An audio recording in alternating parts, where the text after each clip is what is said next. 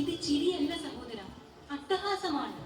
സ്നേഹം നിറഞ്ഞൊഴുകേണ്ട കുടുംബ ബന്ധങ്ങൾ തകർക്കുന്ന അട്ടഹാസം.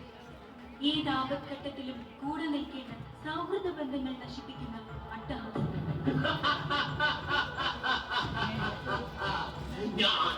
ഞാൻ ഒരു ബന്ധങ്ങളെയും മാനിക്കുന്നില്ല. ഞാൻ മാനിക്കുന്നത് ലഹരി വസ്തുക്കളെയും അത് വാങ്ങാനാകുന്ന പണത്തെയും.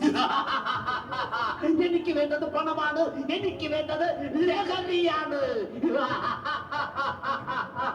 സഹോദര, നിന്റെ ഈ കുത്തഴിഞ്ഞ ജീവിതം അധികകാലം തുടരാനാവില്ല.